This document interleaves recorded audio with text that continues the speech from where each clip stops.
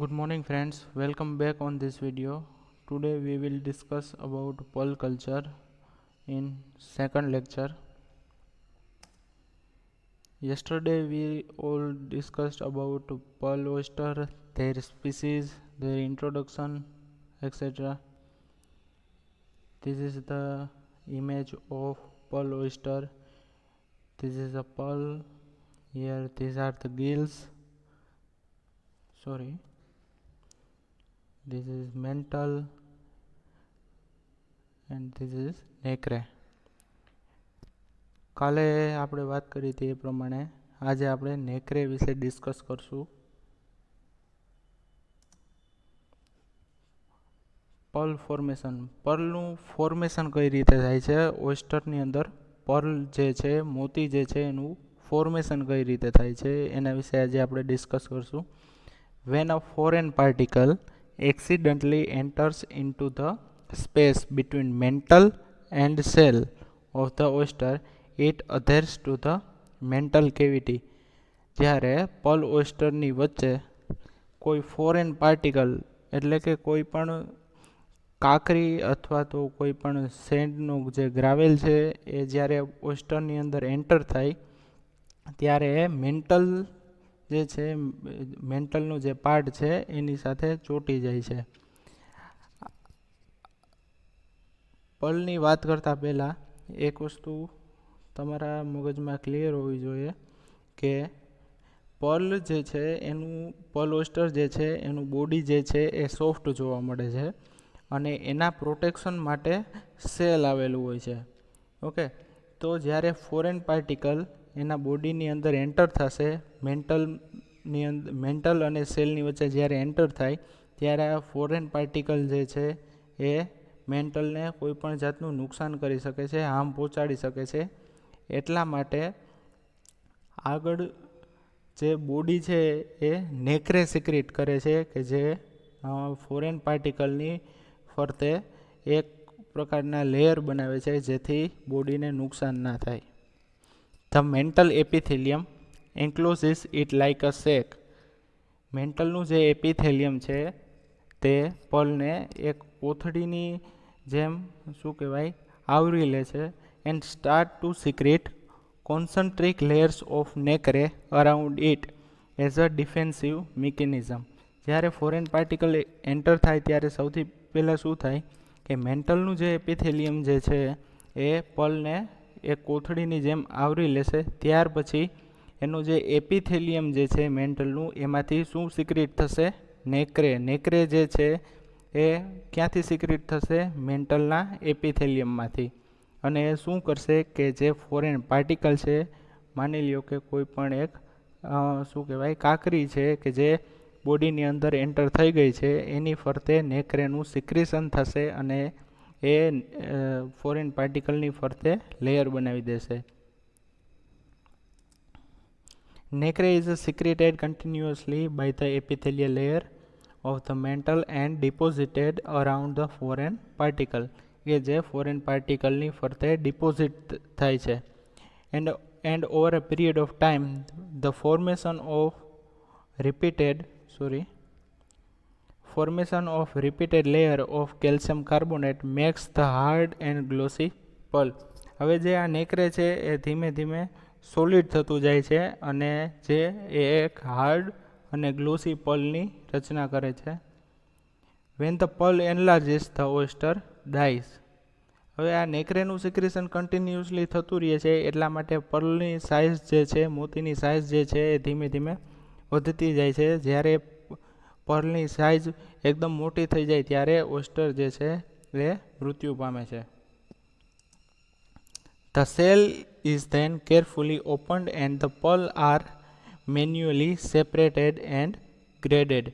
જ્યારે સેલ જે છે એ મૃત્યુ પામે ત્યાર પછી આ સેલને લઈ અને ધ્યાનથી કેરફુલી એને ઓપન કરી અને એની અંદરથી પર્લ જે છે, મોતી જે છે એ મેળવવામાં આવે છે. આ મોતીને એની સાઇઝ, એની જે શાઇનિંગ છે એને આધારે અલગ અલગ ગ્રેડમાં એને વિભાજિત કરવામાં આવે છે.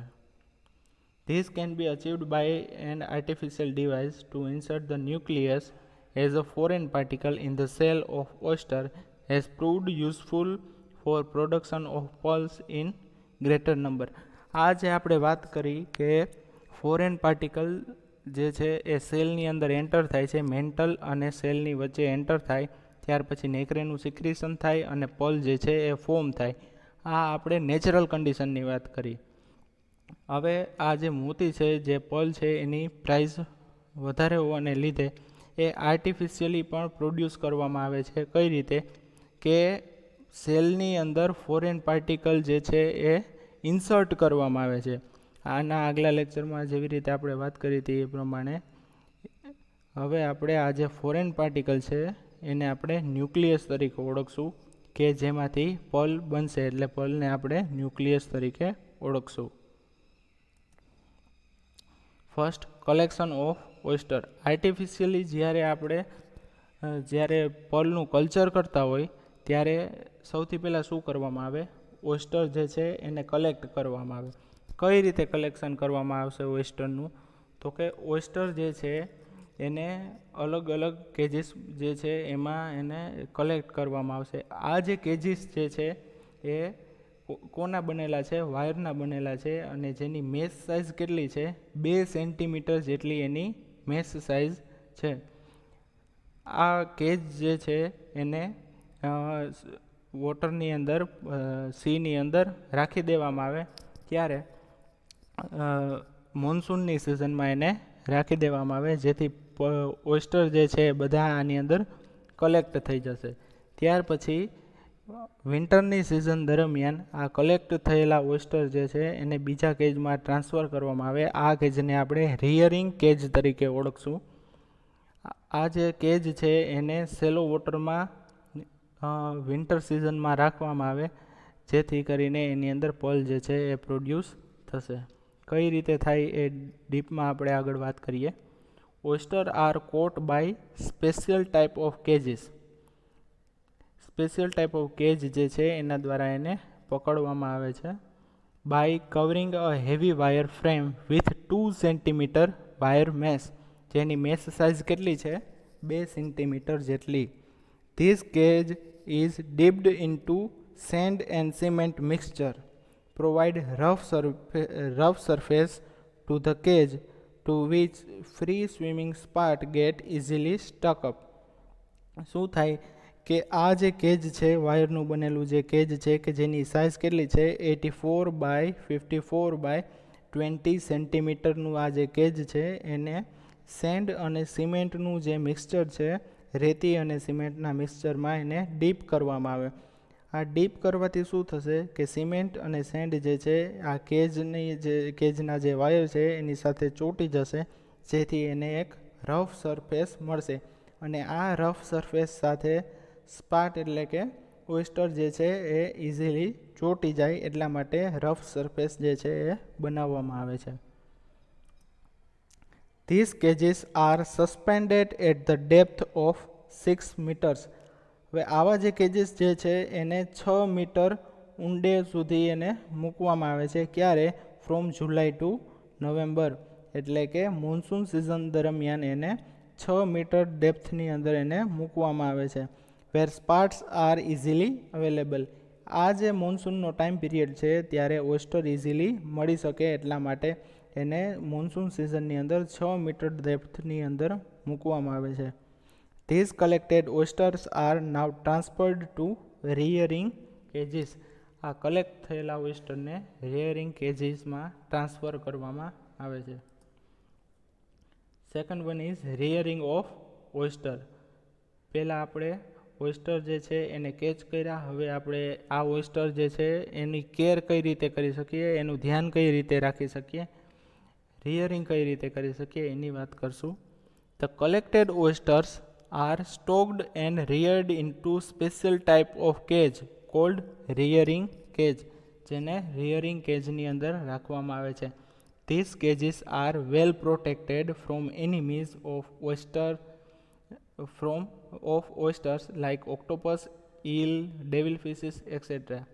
આ જે ઓક્ટોપસ છે, ઈલ છે, ડેવિલ ફિશિસ છે, આવા વેરિયસ એનિમી જે છે, જે પ્રિડેટર જે છે કે જે ઓયસ્ટરને હાર્મ પહોંચાડી શકે છે કે જેના ઉપર ફીડ કરે છે, આવા જે બધા એનિમલ જે છે એ આ રિયરિંગ કેજની અંદર એન્ટર થઈ શકતા નથી, જેથી ઓયસ્ટર જે છે એ રિયરિંગ કેજની અંદર ફૂલ્લી પ્રોટેક્ટેડ છે.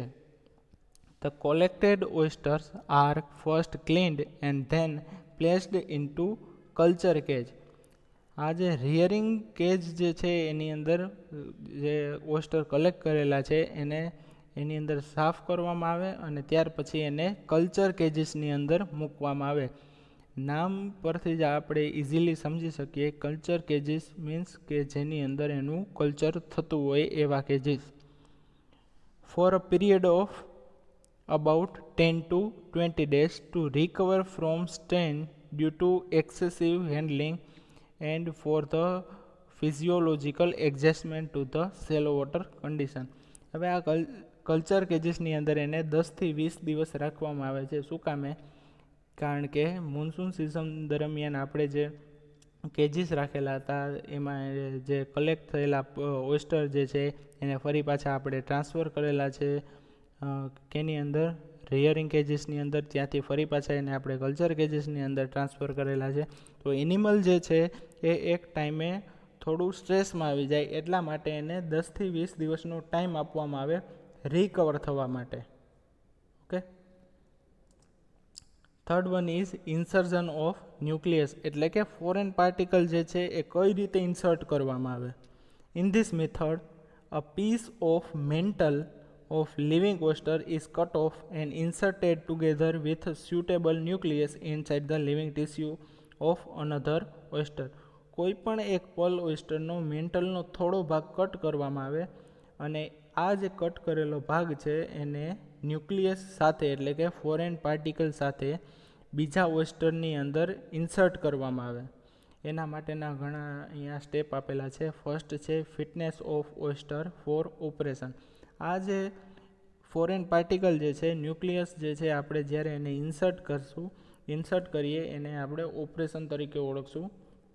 The selected oysters for the insertion of nucleus should be healthy and strong enough to overcome the stress during operation. Oyster કેવા હોવા જોઈએ? તો કે જ્યારે એનું ઓપરેશન થતું હોય એટલે કે ન્યુક્લિયસ જે છે આપણે ઇન્સર્ટ કરતા હોય ત્યારે એ સ્ટ્રેસમાંથી ઇઝીલી ઓવરકમ કરી શકે એવા હેલ્ધી અને સ્ટ્રોંગ હોવા જોઈએ. સેકન્ડ છે preparation of graft tissue. Graft tissue શું છે કે પર્લ ઓયસ્ટરનો ના મેન્ટલનો આપણે જે નાનો ટુકડો કાપીએ છીએ એને આપણે ગ્રાફ્ટ ટિશ્યુ તરીકે ઓળખશું. The outer edges of these graft squares must be known because nacre secreting cells are found only on the outer surface of the mantle. So it is essential to keep the outer surface in contact with the inserted nucleus. આ જે graft tissue જે છે જ્યારે એને cut કરવામાં આવે ત્યારે તે ઇઝીલી નેક્રે સિક્રેટ કરવા માંડે છે. એટલા માટે આ ગ્રાફ્ટ ટિશ્યુને એ ન્યુક્લિયસના કોન્ટેક્ટમાં આવે અને બીજા ઓયસ્ટરની આઉટર સરફેસના કોન્ટેક્ટમાં આવે એવી રીતે એને પ્લેસ કરવામાં આવે છે. C third one is preparation of nucleus. ન્યુક્લિયસનું કઈ રીતે પ્રિપેરેશન કરવામાં આવે? Any small particle may function as a nucleus. ગમે તે નાનકડો પાર્ટિકલ જે છે એ ન્યુક્લિયસ તરીકે અથવા તો ફોરેન પાર્ટિકલ તરીકે ફંક્શન કરશે. અહીંયા એક વસ્તુ નોટ કરવા જેવી છે કે પર્લ ઇન્ડસ્ટ્રી એવા ન્યુક્લિયસ ઇન્સર્ટ કરશે કે જેવા શેપનું એમને પર્લ જોતું હોય એવા શેપના પાર્ટિકલ જે છે એ ઇન્સર્ટ કરશે. અને મેઇનલી કે એ કેલ્શિયમ કાર્બોનેટનું જો બનેલું હોય તો એની જે શાઇનિંગ છે, એનું જે ડિપોઝિશન છે એ સારા પ્રમાણમાં જોવા મળે છે નેક્રેનું એના પર. એટલા માટે મોસ્ટલી આ બધા પાર્ટિકલ જે છે એ કેના હોવા જોઈએ? કેલ્કેરિયસ અથવા તો કેલ્શિયમ કાર્બોનેટના હોવા જોઈએ. D fourth one is a insertion of nucleus. How to they insert nucleus inside the cell?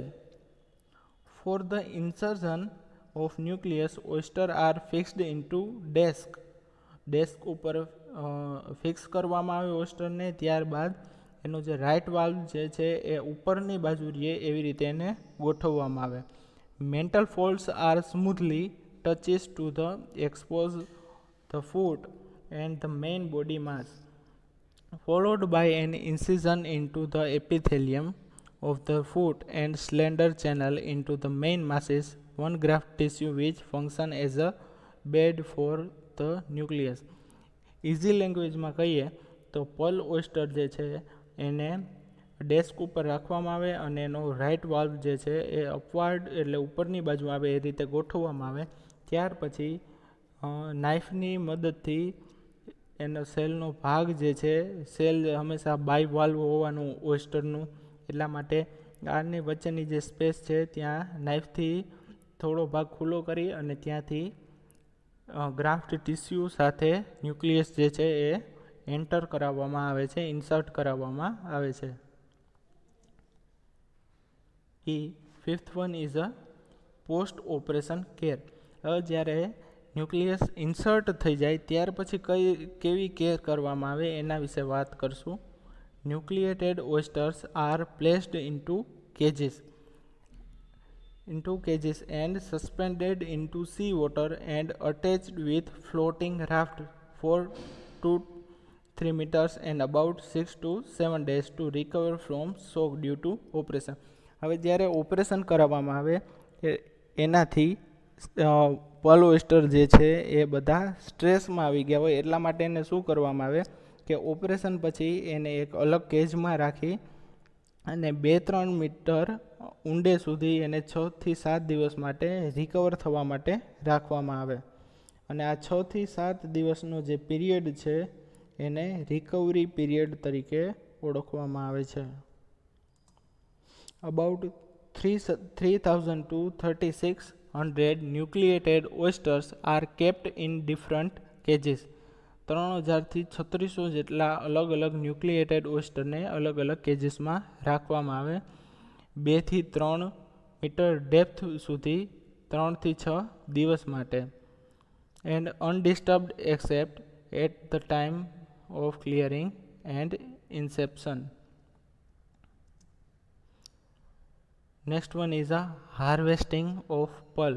પલ જે છે એને કઈ રીતે હાર્વેસ્ટ કરવામાં આવે. મોન્સૂન પીરિયડ દરમિયાન આપણે પલ જે છે એને કલેક્ટ કર્યા હતા, ઓસ્ટર જે છે એને કલેક્ટ કર્યા હતા. જ્યારે pearl are harvested in the month of December to February.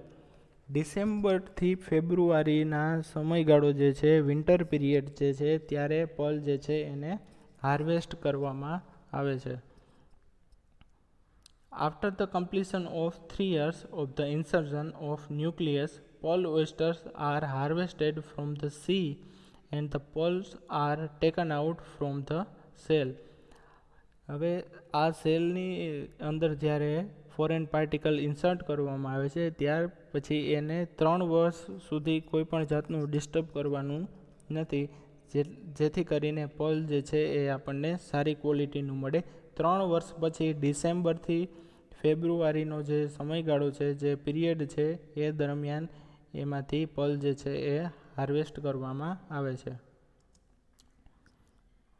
In this image you can see how they using the knife to open the shell.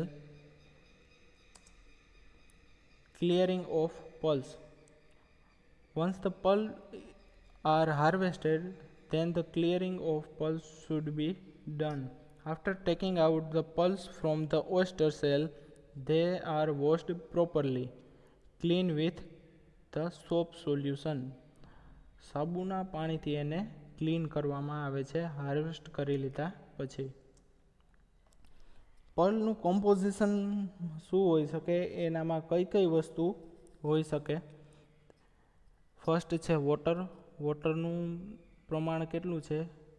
2 to 4%. Organic matter જે છે એનું એ કેટલા ટકા જોવા મળશે?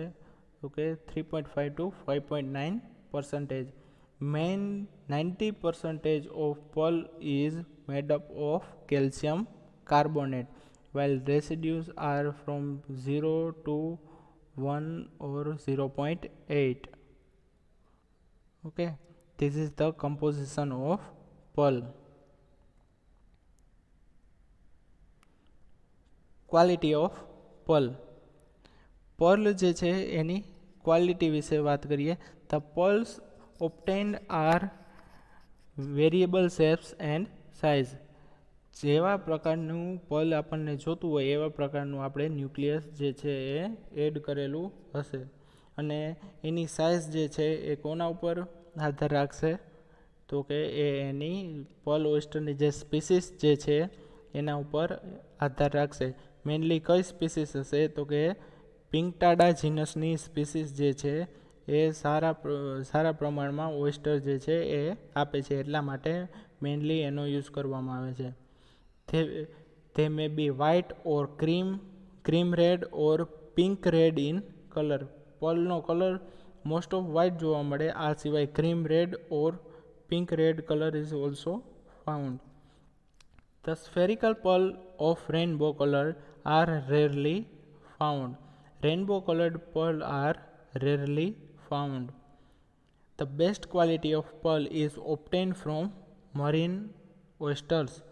બેસ્ટ ક્વોલિટીના પર્લ્સ જે છે એ કેમાંથી મળશે તો કે મરીન ઓયસ્ટર જે છે, મરીન એન્વાયરમેન્ટમાં જોવા મળતા જે ઓયસ્ટર જે છે, મરીન હેબિટાટના ઓયસ્ટર્સ, એમાંથી બેસ્ટ ક્વોલિટીનું પર્લ જે છે એ પ્રોડ્યુસ થાય છે.